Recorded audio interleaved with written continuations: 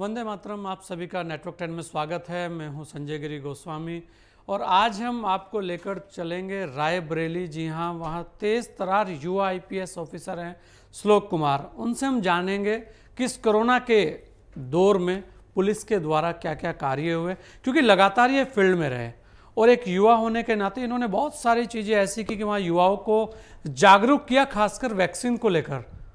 सभी लोग इनकी चर्चा कर रहे थे कि कोरोना की इस महामारी के बीच में जिस तरह इन्होंने कार्य किए वो अपने आप में सराहनीय है।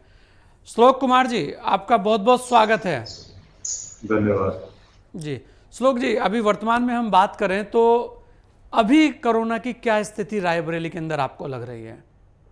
देखिए, अभी पूरे प्रदेश में जिस तरीके का ट्रेंड है उसी तरह रायबरेली में भी कोरोना के केसेस काफी कम हो गए हैं। अब सिंगल डिजिट्स में केस आ रहे हैं। यहाँ बीच में कुछ दिन ऐसे हुए थे जिस दिन 0 केस रिपोर्ट हुए थे, तो ये काफी हद तक अब चीजें नियंत्रण में है और पब्लिक से भी इसमें बहुत अच्छा कोऑपरेशन मिल रहा है। चाहे वो लोगों द्वारा मास्क लगाने में खुद से आगे बढ़कर मास्क लगाना, और पुलिस को इसमें इन्फोर्समेंट करने की बहुत ज़्यादा आवश्यकता नहीं पड़ रही है, क्योंकि जनता अब खुद जागरूक हो गई है या सामाजिक दूरी इत्यादि बरकरार रख।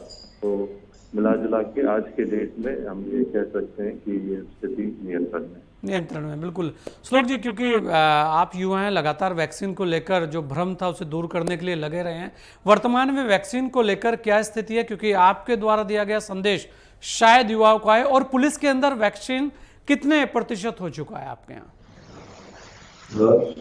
इसमें सबसे अच्छा एग्जाम्पल अगर कुछ है तो वो पुलिस विभाग है। अगर पिछले वेव में और इस वेव में कंपैरिजन करें तो पिछले वेव में इतनी पुलिस में कैजुअलिटी रिपोर्ट हुई थी, उससे कई संख्या में कम इस बार रिपोर्ट हुआ है। और इसका सिर्फ और सिर्फ एक ही कारण है, वैक्सीनेशन लगाने के चलते पुलिस बल सुरक्षित रहा। आपने देखा होगा कि इस वेव में भी पुलिस लगातार फील्ड पे रही, अपना काम करती रही, पर वैक्सीन लगाने से बहुत फायदा हुआ। भले ही कोरोना के केस हुए, कुछ में कोई भी क्रिटिकल या सीवियर नहीं हुआ। मैंने खुद वैक्सीनेशन लगवाया और आपके चैनल के माध्यम से मैं जनता से ये अपील करना चाहूँगा कि ये कोरोना की लड़ाई में मील का पत्थर है और हम लोग सब लोग खुद को वैक्सीनेट करवाएं। ये पूरी तरीके से सुरक्षित है। जी नहीं, बिल्कुल, और खासकर वैक्सीन जरूर लगवानी चाहिए, हर कोई यही बोल रहा है। श्लोक जी, अगर हम बात करें पुलिस को लेकर कि बहुत सारे लोग संक्रमित भी हुए होंगे, तो क्या अलग से कोई आपने ऐसी व्यवस्थाएं पुलिस के लिए भी वहाँ की हुई थी कि जिससे कि पुलिस के जो लोग हैं अगर वो संक्रमित होते हैं या उनके परिवार के लोग संक्रमित होते हैं तो उनके लिए कुछ व्यवस्थाएं अलग से, कोई ऐसे अस्पताल या अपने यहीं पे पुलिस लाइन में कुछ व्यवस्था की हो? जी जी हाँ, बिल्कुल। हमारे यहाँ पुलिस लाइन में 2 कोरोना सेंटर्स बनाए गए थे, जिसमें कि पुलिसकर्मी या फिर उनके परिवारजनों को यदि आवश्यकता पड़ती है तो उन्हें भर्ती किया जा सके। वहाँ पे एक डॉक्टर और पैरामेडिकल स्टाफ भी नियुक्त किया गया था। साथ ही साथ वहाँ पे ऑक्सीजन सिलेंडर्स और ऑक्सीजन कॉन्सेंट्रेटर्स की व्यवस्था की गई थी और ये सुविधा अभी भी संचालित है। हम लोगों ने अपना गार्ड लेट डाउन नहीं किया है, हम लोग अभी भी सतर्क हैं और पुलिस में या पुलिस के परिवार में वैक्सीनेशन काफ़ी तेजी गति से करवाया भी जा रहा है। अभी अब जब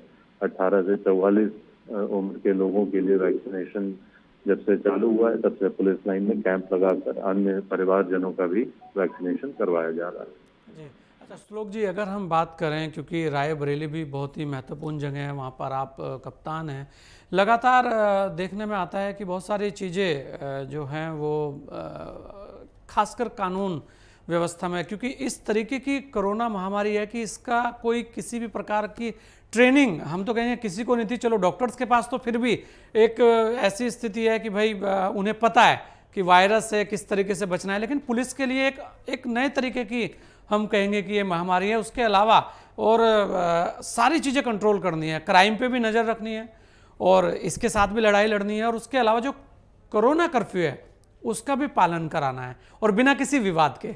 एक सबसे बड़ी बात यह, क्योंकि जो जिस तरीके की छवि अभी पुलिस की बनी है उसे मेंटेन भी रखना है।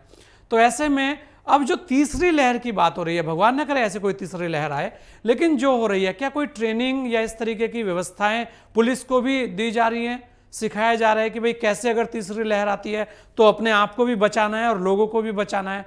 और जो एक मानसिक हम कहेंगे कि प्रेशर होता है उसे दूर करने के लिए भी क्या कुछ व्यवस्थाएं ऐसी की गई है? क्योंकि सबसे ज़्यादा जो तनाव का हम कहेंगे समय है वो पुलिस वालों के लिए बहुत ज़्यादा होता है कि एक तो बहुत सारी चीज़ें, फिर खुद को भी बचाएं दूसरों को भी बचाएं। ये एक अनूठा चैलेंज है। एक तो इस तरीके की महामारी न जनता ने कभी देखी, न पुलिस ने कभी देखी, न डॉक्टर्स ने कभी देखी। बट इसमें ये एक इमर्जिंग चैलेंज है। डेली कुछ नया आता है और उसको फिर हम लोग काउंटरैक्ट करने के लिए स्टेप्स लेते हैं। तो इससे हम लोग भी डेली सीख रहे हैं। और जैसा आपने बताया कि इसमें पुलिस को फील्ड पे रहना है। अगर हम देखें तो आज के डेट में पैरोल पे कई बंदी छोड़े जा रहे हैं, उसके चलते एक अंदेशा रहता है कि कहीं क्राइम बढ़ सकता है, उसके लिए भी सतर्कता रखनी रहती है। जब हम लोग किसी को गिरफ्तार करते हैं, हमारे सिपाही किसी को गिरफ्तार करते हैं, तो बहुत बार फिजिकल कांटेक्ट उस समय अनअवॉइडेबल रहता है। उसके लिए ग्लव्स का उपयोग, मास्क का उपयोग, तमाम प्रिकॉशंस लेने की आवश्यकता रहती है। तो ये बिल्कुल सही आपने बताया कि एक बहुत बड़ा चैलेंज है और इस चैलेंज से हम लोग डेली डील कर रहे हैं और डेली इवॉल्व भी कर रहे हैं। कुछ नई नई तरीके हम लोग इजाद कर रहे हैं जिससे कि इस समस्या का सही तरीके से समाधान किया जा सके। और जो आप थर्ड वेव की बात कर रहे हैं, इसके लिए जैसा मैंने बताया, इसमें गवर्नमेंट के लेवल से भी काफ़ी तैयारियां की गई हैं। जो बोला जा रहा था कि बच्चों को प्रभावित कर सकती है, उसको लेकर हर हॉस्पिटल में पीकू और मीकू वार्ड लगाए गए हैं। और इसके साथ ही साथ पुलिस को भी, जैसा आपने बताया, कि मानसिक रूप से इसके लिए थर्ड वेव के लिए तैयार किया जा रहा है। और ये एक ओवरऑल जॉइंट एफर्ट है जिसमें गवर्नमेंट और पब्लिक साथ मिलकर इस लड़ाई को लड़ेगी, तभी हम लोग जीत पाएंगे। और इस ओर हम लोग सही दिशा में जा रहे हैं, ये मुझे पूरा विश्वास है। बिल्कुल श्लोक जी, अगर मैं आपसे एक बात करूं, और बहुत ही महत्वपूर्ण वैसे भी हो जाते हैं क्योंकि जिस जगह के आप कप्तान हैं, रायबरेली को लेकर आपकी प्राथमिकताएं क्या क्या हैं? देखिए, सर्वप्रथम तो जनता में पुलिस के प्रति एक सकारात्मक भाव हो। और ये तभी हो सकता है जब पुलिस का व्यवहार जनता से अच्छा हो। जो जनता अपनी समस्या लेकर आती है उसे सम्मान पूर्वक सुना जाए, समझा जाए और यथासंभव उनकी मदद की जा सके। ये सर्वप्रथम प्राथमिकता है। इसके अलावा अपराधियों पर अंकुश लगाना, चाहे उन पर जो ऐसे सक्रिय अपराधी हैं उनको जेल में डालना हो, या फिर ऐसे जो बाहर गिरोह काम कर रहे हैं संगठित, उनकी रीढ़ की हड्डी तोड़नी हो, इस तरीके की जो कार्रवाई होती है जिससे कि एक जनता में अच्छा मैसेज जाए, वो प्राथमिकता है। और महिला संबंधित अपराधों पर विशेष ध्यान रहे और प्रयास ये रहे कि इस तरीके की घटनाएं ना हो पाए, ये हमारी प्राथमिकता है। बिल्कुल। और श्लोक जी, अभी कौन कौन से मुख्य चैलेंज है आपके सामने जिन्हें आपको लगता है कि इनसे जीतना बहुत जरूरी है? देखिए, जैसा आपने खुद अभी बताया, सबसे मेजर चैलेंज अभी कोरोना है। और हालांकि स्थिति में काफ़ी सुधार हो चुका है, बट हम लोग को अभी भी सतर्कता उसी तरीके से बरतनी है जैसे हम लोग पहले बरत रहे थे। इसमें किसी भी प्रकार की ढिलाई घातक हो सकती है। इसके अलावा अभी हाल ही में प्रधानी चुनाव हुए जिसको हम लोगों ने शांतिपूर्वक संपन्न कराया। अभी कुछ बाई इलेक्शंस हो रहे हैं और फिर जिला पंचायत अध्यक्ष का चुनाव होना है। तो ये सब अभी इमीडिएट चैलेंजेस हैं जिनको कि हम लोग बखूबी निभाएंगे और इसके लिए हम लोग पूरी तैयारी भी कर रहे हैं। बिल्कुल। श्लोक जी, अपने जो आपके सिपाही हैं, जो कोरोना वॉरियर्स हैं, उनके लिए क्या संदेश और क्या अपील करना चाहेंगे? देखिए, सर्वप्रथम मैं यही कहना चाहूँगा कि खुद को सुरक्षित रखें, तभी आप समाज को सुरक्षित रख सकते हैं। इसके लिए जो भी प्रिकॉशंस हैं हमें बरतने चाहिए।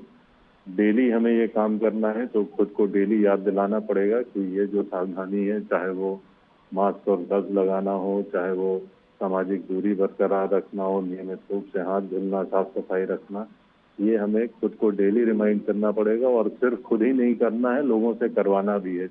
लोगों से मतलब अपने परिचित लोगों से, परिवारजनों से और जनता से, सभी से यही अपील करना चाहूँगा। जी, बहुत बहुत धन्यवाद श्लोक कुमार जी, आपने अपना कीमती समय हमें दिया और आप ऐसे ही लगातार कार्य करते रहिए और कोरोना से लड़ाई को लड़ते रहिए। धन्यवाद। Thank you.